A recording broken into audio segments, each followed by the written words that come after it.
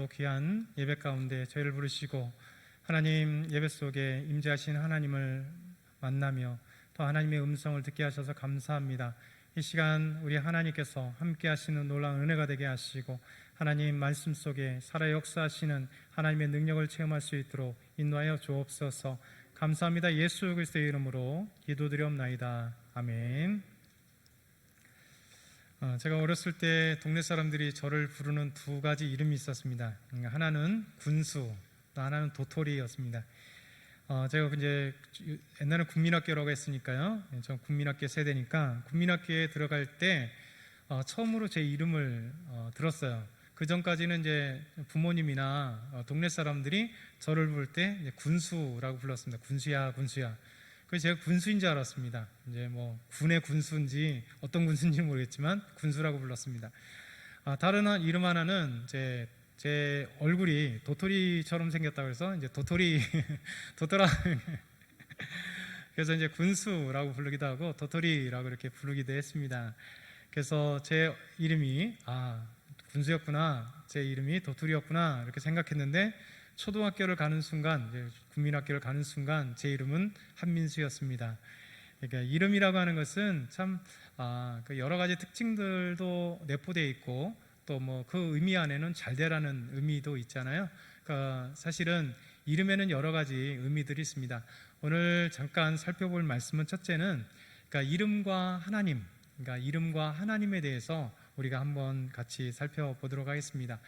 하나님은 이름을 잘 부르세요. 그리고 본인도 이름을 잘 소개하시고 또 이스라엘 백성들에게도 개인에게도 또 이름을 주기도 하고 부르시기도 합니다. 그 이름이라고 하는 것은 존재예요. 존재. 그 이름 자체가 그 존재. 특별히 성경에서는 이름을 부를 때 그 사람의 존재 의미를 나타내는 것입니다. 이름이 곧 그 사람, 이름이 곧 하나님이라고 하는 것입니다. 그래서 오늘 첫 번째는 하나님은 자신의 존재를 이름으로 나타내십니다. 그러니까 하나님은 자신의 존재를 이름으로 나타나세요. 그래서 이런 이름, 때로는 이름 자체 아니면 형용이 들어간 이름을 통해서 하나님은 자기 이름을 나타내죠. 그래서 창세기 17장 1절에 보면 이런 말씀을 하십니다.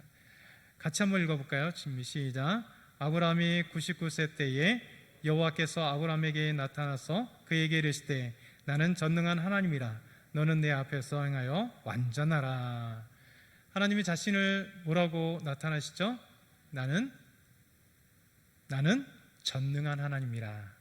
아니 엘 샤다이, 나는 전능한 하나님이다. 이 말을 다르게 번역해서 나는 만군의 여호와다. 나는 만군, 그러니까 전능한 올마이티, 영어로 하면 올마이티인데요. 샤다이 히브리어는 그러니까 만군 아니면 전능한 하나님. 그러니까 하나님은 자신을 어떻게 소개하냐면 나는 전능한 하나님이다. 만군의 하나님이다. 만군의 여호와다. 이렇게 말씀하십니다. 또 출애굽기 3장 13절에서 15절 보면 이렇게 말씀합니다. 하나님이 또 모세에게 이르시되 너는 이스라엘 자손에게 이같이 이르기를 너희 조상의 하나님 여호와 곧 아브라함의 하나님, 이삭의 하나님, 야곱의 하나님께서 나를 너희에게 보내셨다 하라. 이는 나의 영원한 이름이요 대대로 기억할 나의 칭호니라. 하나님께서 대대로 알려주실 그 칭호, 자기 이름을 여호와라고 말씀하십니다. 그 앞절에 보게 되면 나는 스스로 있는 자다. 나는 스스로 있는 자, 누가 창조하지 않고 스스로 있는 자다. 자신을 그렇게 말씀해 주십니다. 그러면서 나는 아브라함의 하나님이요 이삭의 하나님이요 야곱의 하나님이다. 이 말씀은 뭐냐면 당대 너의 하나님만이 아니라 너의 아버지, 너의 할아버지, 증조 할아버지, 곧 무슨 얘기일까요? 살아계신 하나님이다 라고 말씀하고 있는 거예요. 예수님도 그렇지 않습니까? 죽은 자의 하나님이 아니요 산 자의 하나님이요 라 말씀하시면서 아브라함의 하나님이요 이삭의 하나님, 야곱의 하나님, 살아계신 하나님에 대해서 말씀하실 때 나는 아브라함의 하나님이요 이삭의 하나님이요 야곱의 하나님이다. 하나님이 자신을 그렇게 드러내 주십니다. 뿐만 아니라 신명기 5장 6절에 보면 나는 너를 애굽 땅 종되었던 집에서 인도하여 낸 하나님 여호와라. 그러니까 하나님 여호와인데 어떤 하나님이요? 그 앞에 의미를 담아서 애굽 땅에서 인도하신 하나님, 꼭 구원하신 하나님, 너를 인도하신 하나님이다 라고 그렇게 의미를 주십니다. 하나님이 자신을 그렇게 나타낼 말씀이 성경에 이것 말고도 엄청나게 많아요. 근데 축약해서 두 가지만 간단히 소개합니다. 둘째는 우리가 신앙으로 고백되는 하나님이 있습니다. 그러니까 첫 번째는 하나님이 나는 누구다 이름을 통하여 하나님의 존재를 하나님께서 직접 알려주셨다면 이제 신앙의 고백을 통하여 하나님이 이런 분이십니다 라고 고백하죠. 몇 가지만 말씀드리면, 하나님 이삭을 제물로 번제로 드리라 할 때 하나님께서 놀라운 하나님으로 아브라함이 고백합니다. 창세기 22장 14절 잘 아는 말씀입니다. 같이 한번 읽어볼까요? 준비 시작. 아브라함이 그 땅 이름을 여호와 이레라 하였으므로 오늘날까지 사람들이 이르시길 여호와의 산에서 준비되리라 하더라. 아브라함이 이삭을 번제로 드리려 할 때 하나님께서 천사를 보내 아브라함아 아브라함아 부르시죠. 그리고 그를 제물로 바치기를 허락지 않습니다. 그때야 너의 믿음이 이제 진짜인지 내가 안다라고 고백하시면서 하나님께서 이 이삭을 대신하여 순양을 준비하고 계시죠. 그렇기 때문에 예비하심, 준비하심. 그래서 하나님은 준비하신 하나님이다. 여호와 이레 준비하심이라고 말씀한 거죠. 그래서 아브라함이 하나님께서 이렇게 삶에서 내가 이삭을 드리려고 했었는데 진짜 아브라함은 잡아 죽이려고 그래서 번제로 드리려고 했는데 하나님은 이미 예비하고 계셨구나. 이것은 사실 우리 삶 속에도 정말 많이 체험하는 거잖아요. 하나님께서 어떻게 그렇게 집을 잘 예비해 주셨는지, 어떻게 자녀들의 그 사업체를 인도하셨는지, 직장을 예비하셨는지, 어떻게 학교를 그렇게 예비하셨는지, 하나님께서 어떻게 그렇게 물질을 예비해 주셨는지 정말 하나님 앞에 그때마다 감사잖아요. 하나님께서 이렇게 예비하셨구나. 그때 왜 여호와 이레 하나님을 찬양하잖아요. 또 에스겔에게 천상의 성전을 보여주면서 이렇게 말씀합니다. 에스겔 48장 35절 그 사방의 합계는 18,000척이라 그날 후로는 그 성읍의 이름을 여호와 샴마라 하리라. 여호와 하나님의 이름이잖아요. 샴마는 거기 계시다. 그러니까 여호와께서 거기 계시다. 곧 하늘의 성전.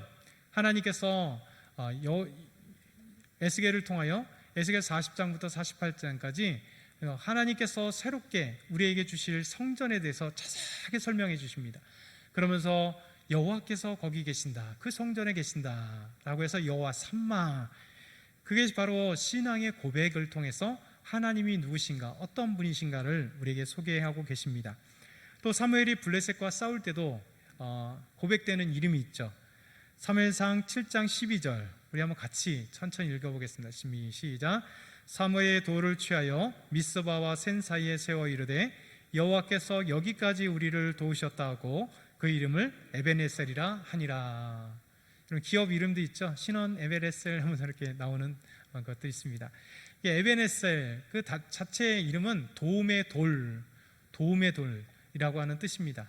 근데 그 의미는 무엇을 갖고 있는가? 여호와께서 여기까지 우리를 도와주셨다. 에베네셀의 하나님. 그래서 우리 삶 가운데 하나님이 준비해 주셨고 하나님이 내 인생을 지금까지 돌봐주신 하나님, 그때 우리가 고백할 수 있는 것이 에베네셀. 하나님이 여기까지 도우셨다. 내 인생을 도우셨다. 우리 자녀들을 도우셨고 우리 삶을 지금까지 도우셨고 우리 교회를 지금까지 이렇게 인도하셨다. 그렇게 고백할 수 있는 것이 에베네셀이라고 하는 겁니다. 세 번째는 하나님께서 이름을 주셔요. 첫 번째 하나님이 자신을 말씀하셨다면, 두 번째 신앙의 고백을 통하여 하나님의 이름을 어떤 의미이신가를 보였다면, 세 번째 하나님이 이름을 주시는 거예요. 하나님은 사람들에게 많은 이름을 주셨습니다. 아브라함에게도 아브람이었는데 아브라함 이름을 주셨죠. 창세기 17장 5절 같이 한번 읽어보겠습니다. 시작. 이제후로는 내 이름을 아브람이라 하지 아니하고 아브라함이라 하리니 이는 내가 너를 여러 민족의 아버지가 되게 함이니라. 아브람이 아니라 이제 아브라함이라. 그러니까 아브람도 빨리 부르면 사실 아브라함 같죠. 근데 아브람이 아니라 아브라함. 그래서 여러 민족의 아버지, 옛날 성경을 하면 열국의 아버지, 여러 민족의 아버지가 되게 하겠다. 뿐만 아니라 창세기 17장 15절에 16절 보면 하와에게도 이렇게 말씀하십니다. 같이 읽어보겠습니다. 시작. 하나님이 또 아브라함에게 이르시되 내가 내 아내 사레는 이름을 사라라 하지 말고 사라라 하라. 내가 그에게 복을 주어 그가 내게 아들을 낳아 주게 하며 내가 그에게 복을 주어 그를 여러 민족의 어머니가 되게 하리니 민족의 여러 왕이 그에게서 나오리라. 여러 민족의 왕이 사라가 낳은 아들 중에 나오게 하리라. 그래서 사레가 아니라 사라, 열국의 어머니, 여러 민족의 어머니라 이렇게 이름을 바꿔주세요. 그러면서 그 속에서 하나님께서 하시는 일들을 여러 민족의 아버지로 만드시는, 여러 민족의 어머니로 만드시는 아브라함과 사라를 통하여 그의 자식을 통하여, 사실 약속의 자녀 이삭을 통하여 이스라엘 민족이 생겨나잖아요. 또 이스마엘을 통해서 이스마엘의 민족이 태어나게 만드시죠. 그래서 결국은 그 자식을 통하여 여러 민족, 아브라함의 후처를 통해서 또 여러 민족들을 만드시는 하나님의 놀라운 역사를 나타냅니다.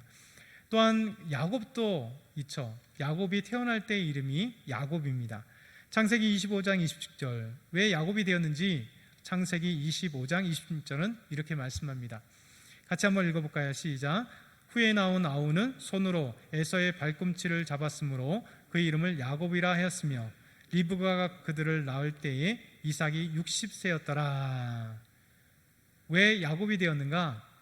에서가 첫째로 태어나요. 그러니까 발목을 잡았다는 거예요. 흔한 일이 아니죠.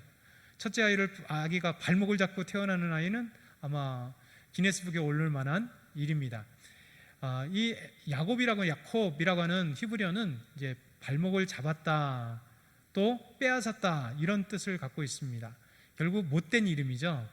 형의 발목을 꽉 잡고 나왔다는 건 뭐예요? 그 심성을 보여주는 거잖아요. 이게 뭐든지 그냥 꽉 잡는 거잖아요. 이게 잡는다는 것은 건 뭐예요? 그냥 뭐 욕심이잖아요. 결국 야곱의 인생 보면 조용하다고 얘기했지만 엄청난 욕심을 계속해서 가지고 있는, 그리고 빼앗다라고 하는 의미를 갖고 있습니다. 교활한 이름이죠. 이것이 창세기 27장 36절 에서가 하는 얘기 속에서 야곱의 이름이 어떤 의미를 담고 있는지를 또 보여주고 있습니다. 한번 같이 읽겠습니다. 준비 시작. 에서가 이르되 그의 이름을 야곱이라 함이 합당하지 아니하니까 그가 나를 속임이 이것이 두 번째이니다. 전에는 나의 장자의 명분을 빼앗고 이제는 내가 또 이르되 아버지께서 나를 위하여 빌 복을 남기지 아니하셨나이까. 야곱이 형을 속였죠. 어머니와 함께 아버지를 이제 속였습니다. 그리고 장자의 그 축복을 받았어요. 늦게 온 에서가 이것을 듣고 화가 나면서 얘기한 겁니다. 아버지, 야곱이란 놈이 이름이 그에 합당합니다. 빼앗았던 자기의 장자의 명분도 팥죽에 빼앗았고 이제는 축복도 복도 나에게 빼앗아 가진 이놈. 그러니까 야곱이라고 하는 이름 자체가 발꿈치를 잡았다는 말과 빼앗다라고 하는 말이 같은 의미로 같이 있어요. 그러니까 그 인생의 의미를 그렇게 갖고 있습니다. 교활한 야곱.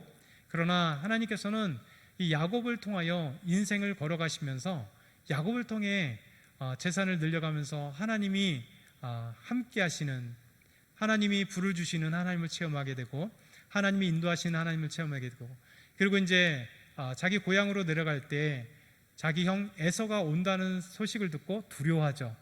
그리고 이제 때를 나눴습니다. 첫째, 둘째, 셋째. 그리고 보내요. 그러면서 이제 에서에게로 많은 재물과 함께 선물을 보내면서 자기 부인들과 자식들을 보내고 종들을 보내고 그리고 양과 모든 재산들 다 보내면서 야곱은 안 떠납니다. 두렵잖아요. 참 교활한 야곱입니다. 약복강에서 남아요. 그때 하나님께서는 어떤 사람으로 보입니다. 그리고 나중에는 하나님으로 고백하죠. 그래서 하나님과 결국은 하나님과 씨름하여 하나님께서 그 씨름에 이기지 못함을 보고 야곱의 이 관절, 허벅지 관절, 옛날 환도뼈라고 했는데 허벅지 관절을 쾅 침으로써 놓아주고 그에게 이름을 바꿔주십니다. 그것이 창세기 32장 27절에서 28절. 그 사람이 그에게 이르되 내 이름이 무엇이냐? 그가 이르되 야곱이니이다. 그가 이르되 내 이름을 다시는 야곱이라 부를 것이 아니요 이스라엘이라 부를 것이니 이는 내가 하나님과 및 사람과 겨루어 이겼습니다.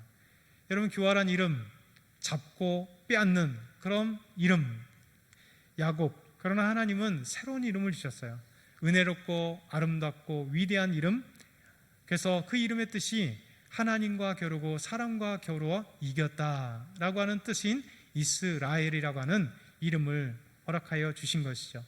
하나님은 이렇게 이름을 통하여 하나님 자신 스스로도 나타내시고 또 신앙의 고백을 통하여 하나님이 누구신지 또 하나님께서 어떤 은혜를 주셨는지를 보여주시고 또 하나님께서 이름을 직접 주심으로써 하나님께서 그에게 하나님의 영광을 돌릴 수 있는 분이 누구인지 하나님 누구신지를 알려주시고 또한 하나님이 어떻게 행하시는 분이신지도 알려주시고 하나님이 어떻게 그렇게 많은 것들을 도와주시는 여러 가지 이름들을 하게 됩니다. 이거 말고도 사실 성경에 보면 다윗이 가장 하나님에 대한 아름다운 고백이 있잖아요. 여호와는 나의 산성이요 반석이요, 그런 게 있잖아요. 쭉 여호와는 나의 목자시요. 얼마나 많은 고백을 통하여 하나님이 나의 누구신가 그 이름을 통하여 고백되는 것입니다. 그러니까 여러분들도 고백하시죠. 여러분의 아마 삶의 고백을 통하여 하나님은 나의 무엇입니다. 당신은 나의 어떤 존재입니다. 아마 신앙으로 여러분의 입술 속에 고백하실 것입니다. 큰 두 번째, 하나님은 야곱아 이스라엘아 부르십니다. 1절에 보면 하나님은 야곱아 이스라엘아, 동일한 사람인데 야곱아 이스라엘아.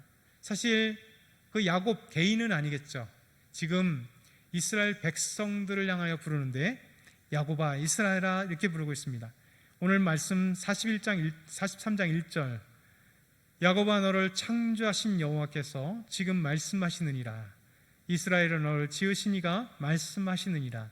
너는 두려워하지 말라. 내가 너를 구속하였고 내가 너를 지명하여 불렀나니 너는 내 것이라. 하나님의 말씀이세요. 이스라엘 부르는데 야곱아 또 이스라엘아. 여러분, 야곱아 부르는 의미 아시겠죠? 교활하고 못된 이름, 인간적인 의미의 모습. 그런데 또 이스라엘아, 하나님이 바꿔주신 이스라엘 이름. 그러니 원래 천성적인 이름과 하나님이 바꿔주신 이름을 부른다는 것은 그만큼 하나님이 정말 가까이 하려고 친근하게 이스라엘 백성들을 부르시고 있는 거예요. 여러분, 이렇게 야곱아 이스라엘아 부르고 있습니다. 그러면서 하나님께서 오늘 말씀을 통해서 놀라운 진리를 우리에게 설파해 주세요. 야곱아 이스라엘을 부르며 하나님이 누구신지를 그들에게, 이스라엘 백성들에게 또 저희들에게 말씀하시죠. 그 첫 번째는 창조주 하나님이시다 라는 거예요. 야곱아 너를 창조하신 여호와께서, 이스라엘 너를 지으신 이가. 결국 이스라엘 백성들을 창조하신 분은 하나님이시다. 우리를 창조하시고 지으신 분은 하나님이시다라는 거죠. 여러분, 창세기 1장 1절부터 하나님이 누구신가, 어떤 존재인가, 그분은 바로 창조주 하나님에 대해서 말씀하십니다. 이 우주 만물의 창조주, 그러니까 주인은 누구시냐? 하나님이시라는 거죠. 여러분, 이스라엘 부를 때도 야곱아 이스라엘아 너를 창조하신 하나님, 너를 지으신 이가 곧 창조하신 하나님이다 부르시는 건 뭐냐면 단순하게 창조의 능력을 보여주시는 게 아니라 너는 내 거다라는 거예요. 내가 너의 주인이다 라는 겁니다. 여러분, 인생의 주인이 내가 될 때, 하나님을 떠나 내가 될 때, 여러분 인생은 자기가 주인이 돼서 자기가 판단하고 자기가 생각하고 자기가 행하고 싶은 것들을 마음껏 하게 되는 겁니다. 그런데 여러분, 예수님 믿는 그 순간, 하나님을 믿는 그 순간 어떻게 됩니까? 내 인생의 주인이 내가 아니라 하나님이심을 알게 되는 거예요. 나를 지으신 분이 하나님이시오, 나를 구원하신 분이 예수 그리스도시라는 사람을 알게 될 때 여러분, 방황의 끝은 바로 나오는 거예요. 더 이상 방황하지 않아요. 내 인생의 주인은 하나님이시기 때문에 주인이신 하나님께서 나에게 명령하시는 바 그 말씀에 순종하는 삶이 행복한 삶이고 아름다운 삶이고 기쁨의 삶이고 또 그리스도인의 삶이라는 사실을 그때 깨닫는 거예요. 주인이 하나님이라는 사실을 알 때 여러분, 교회는 소란스럽지 않습니다. 내 인생은 방황하지 않습니다.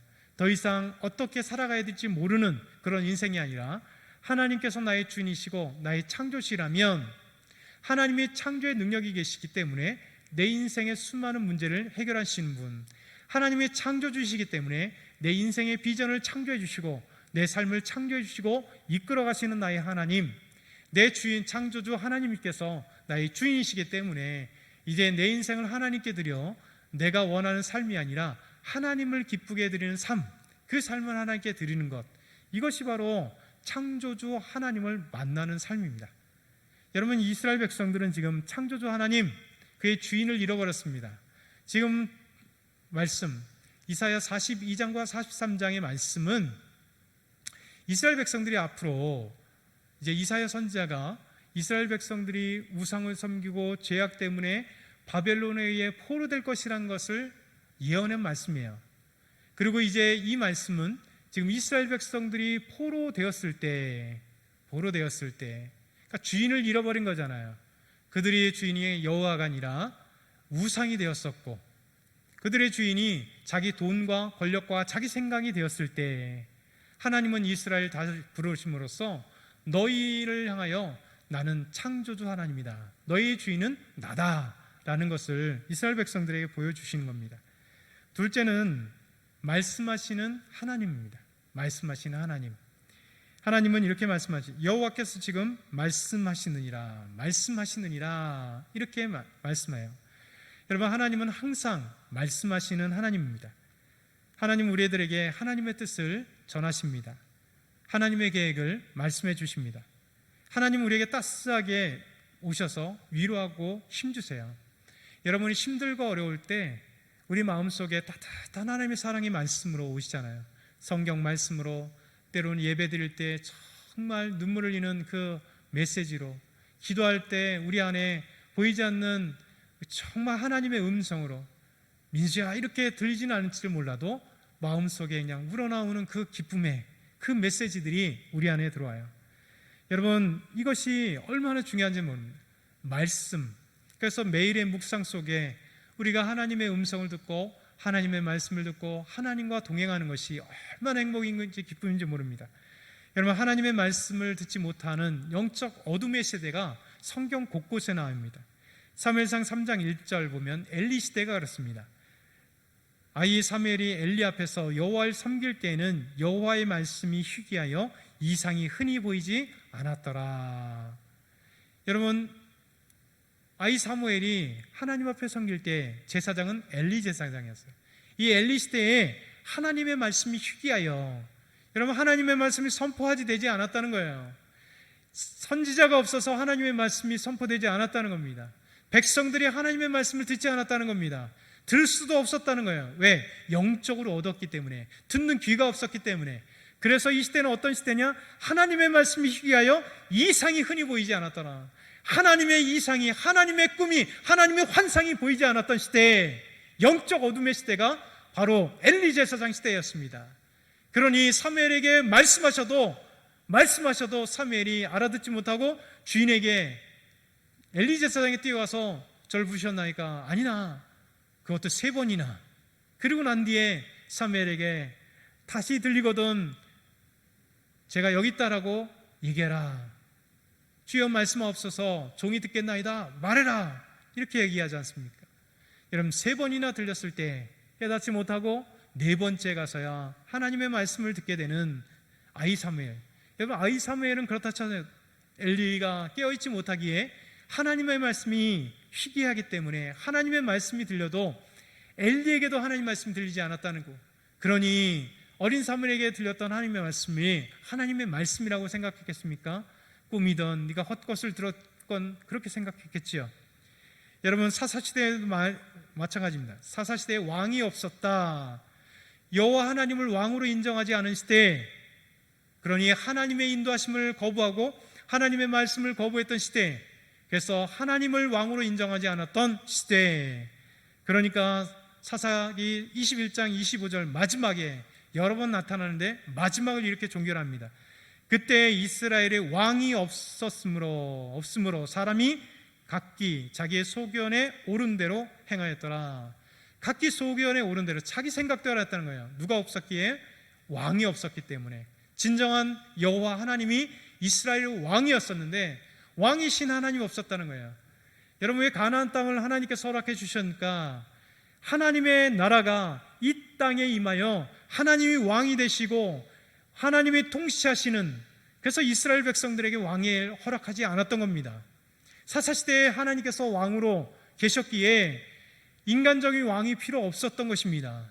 그때 사사시대 말에 어떻게 나타납니까? 이스라엘 백성들이 하나님 앞에 따져봅니다. 사무엘에게 이렇게 기도해달라고 얘기합니다. 저 이 민족들처럼, 저런 민족들처럼 인간이 다스리는 왕이 필요합니다. 무슨 얘기일까요? 여호와를 왕되기 싫어하여 여호와를 버리고 인간의 왕을 저에게 주십시오. 그래서 사무엘에게 뭐라고 얘기합니까? 이 백성이 나를 버려 왕되기를 싫어한다. 그래서 사울이라고 하는 사람을 선택하여 인간 왕으로 세운 것입니다. 하나님의 나라가 깨져버린 것입니다. 가나안 땅을 통하여 하나님의 백성이 있고 하나님의 진정한 왕, 하나님의 나라는 왕이신 하나님께서 통치하셔야 되는데 이스라엘 백성들이 왕을 거부하고 왕을 떠나버렸으니 자기의 소견대로 옳은 대로 행했다. 이것이 말씀이에요. 근데 오늘 말씀 보니까 하나님이 지금 말씀하시니라. 여러분, 어두운 시대에도 하나님 말씀해 주세요. 찾아오세요. 그리고 희망의 메시지를 전해 주십니다. 세 번째, 두려워하지 말라. 내가 구속하고 지명하여 불렀다. 이렇게 말씀하십니다. 이사야 43장 1장 하반절 보면 이렇게 말씀. 너는 두려워하지 말라. 내가 너를 구속하였고 내가 너를 지명하여 불러나니 너는 내 것이라. 이렇게 말씀하십니다. 여러분, 아까도 얘기했던 이사야 42, 43장은 바벨론에 포로된 상황에 대해서 말씀하십니다. 그러니 그들은 멸망당했습니다. 포로가 되었습니다. 두려웁니다. 두려움이 가득하겠죠. 그때 하나님이 말씀하십니다. 이사야를 통하여. 그리고 이 이스라엘 백성들 향하여, 두려워하고 있는 이스라엘 백성들에게 두려워하지 말아라. 여러분, 왜 두려워하지 말아야 되는가? 내가 너를 구속하였다. 내가 너를 구속하였다 말씀하십니다. 내가 너를 지명하여 불렀다. 이스라엘이라고 지명하여 불렀다. 온통 우상 가득한 갈대아 우르에서 하나님은 아브라함을 지명하여 불렀습니다. 이스라엘 백성들을 애굽 땅에 다시 지명하여 불렀습니다. 하나님께서 너를 지명하여 불렀다. 그렇기 때문에 너는 내 것이다. 나의 소유주는 하나님. 너희는 내 것이고 우리는 하나님의 소유다 라고 말씀하고 계십니다. 그러니 두려워할 필요가 없죠. 왜냐하면 하나님께서 우리에게 함께 하십니다. 이스라엘 백성, 무상 숭배했던 이스라엘 백성들에게 하나님은 이사야 선지자를 통하여 두려워하지 말라고, 우상 때문에 멸망당한 이스라엘 백성들인데도 두려워하지 말라. 내가 너를 지명하여 불렀고 너는 내가 구속하였다. 그래서 너는 내 것이니 두려워하지 말라. 이렇게 말씀하고 계시는 거예요. 여러분, 이것이 하나님의 사랑입니다. 여러분과 제가 하나님을 떠나고 또 하나님 앞에 범죄하고 하나님 앞에 불순종해도 우리는 떠났을지 모르나 하나님은 우리를 버리지 않으세요. 다시 찾아오셔서 야, 내가 너를 구속했다. 내가 너를 지명하여 불렀다. 그렇기 때문에 너는 내 것이야. 두려워하지 마. 내가 너를 다시 찾을 거야. 하나님께서 말씀하십니다. 그러면서 하나님은 우리에게 두려워하지 말아야 될 이유에 대해서 말씀하십니다. 43장 2절 우리 한번 같이 크게 한번 읽어보겠습니다. 시작. 내가 물 가운데로 지나갈 때에 내가 너와 함께 할 것이라. 강을 건널 때에 물이 너를 침몰하지 못할 것이며 내가 불 가운데로 지날 때에 타지도 아니할 것이요 불꽃이 너를 사르지도 못하리니. 하나님, 이것 때문에 너를 두려워하지 말아라 말씀하신 거예요. 물 가운데 지날 때에 함께 하겠다. 하나님의 역사 속에 그렇게 함께한 적이 많잖아요. 출애굽할 때 홍해가 앞에 있었습니다. 비하이롯 앞에서 홍해가 그들을 앞에 놓여 뒤에는 애국 군대가 쳐들어올 때 어떻게 할 바를 모를 때 하나님은 모세를 통하여 지팡이를 들게 하시고 그 홍해가 갈라지게 하시고 그 물 가운데서 함께 하심으로 홍해를 다 지나가게 하시고 애국 군대들은 수장시켜 버리시는 하나님의 은혜를 경험했습니다. 가나안 땅에 들어갈 때도 요단강을 가르게 하시고 그 많은 땅으로 하나님께서 이스라엘 백성들과 함께 건너가심으로 그들과 함께 했던 것들, 물 가운데로 지나갈 때에도 내가 너와 함께 할 것이다. 역사 속에서도 보여줬지만 지금 바벨론 포로가 되었을지라도 너를 그렇게 도와줄 것이다. 너와 함께 하시겠다 말씀하셨습니다. 그리고 말씀하십니다. 불 가운데 지날 때에도 타지 않을 것이고 불꽃 가운데도 너를 사르지 못하리라. 또 역사 속에서 우리에게 말씀하시잖아요. 여러분, 페르시아에 있을 때 사드락과 메삭과 아벳느고가 느부갓네살 왕, 바벨론 느부갓네살 왕 앞에, 페르시아가 아니라 그 전에 바벨론 느부갓네살 왕이 자기의 금신상을 놓아놓고 여기에 절하지 않는 자는 풀무불에 던져놓겠다. 여러분, 사드락과 메삭과 아벳느고가 절하지 않았습니다. 우상을 숭배하지 않았습니다. 그리고 분노한 느부갓네살 왕은 7배나 풀무를 더하여 뜨겁게 했죠. 그를 던져주는 군졸조차도 타 죽었는데 그 사드락과 메삭과 아벳느고는 그 불꽃 가운데서 타지도 않고 그을리지도 않았어요. 오히려 하나님의 형상과 같은 한 사람이 더 있어서 그들과 함께 했다는 거죠. 그분이 누굴까요? 하나님이시겠죠. 사드락과 메삭과 아벳느고와 그 불꽃 가운데 함께 하시는 하나님. 그래서 4명이 그 불꽃 가운데 있었습니다. 그들이 나오라 할 때 나왔는데 털끝 하나, 머리털끝 하나 타지 않는, 그을린 냄새 없는 하나님께서 불꽃 가운데서도 그들을 사르지도 못하고 타지도 못하게 하나님이 해주신 이 놀라운 것들을 우리에게 보여주십니다. 그러기에 하나님께서 우리에게 이렇게 말씀하시세요. 우리 하나님, 우리의 주인이신 창조주 하나님이시고, 하나님은 우리의 물 가운데 불 가운데서 우리를 구원하시고 우리를 구속하여 불렀고 지명하여 불렀나니 너는 내 것이다. 그러니 두려워하지 말라. 불을 이렇게 지켜줄 것이다 말씀하고 계십니다. 여러분, 여러분의 삶 고백 가운데 하나님이 우리에게 자신의 이름을 통하여 누군지 알려주시고, 우리가 신앙의 고백을 통하여 하나님의 이름을 통하여 하나님 누구신지를 고백하게 되고요, 우리의 이름들을 바꿔주심으로써 하나님이 누구신가를 보여주십니다. 오늘 저와 여러분이 놀라운 하나님의 은혜를 기억하며 나아가는 저와 여러분 다 되길 축원합니다. 하나님 감사합니다. 오늘 말씀 주셔서 감사합니다. 이름 속에 임하신 하나님, 우리의 창조주 하나님, 우리의 근원이시고 우리의 주인이심을 잊지 않도록 도우시옵소서. 어떤 환경 가운데 도우시고 지켜주시는 우리 하나님을 찬양합니다. 예수 그리스도의 이름으로 기도드렸나이다. 아멘.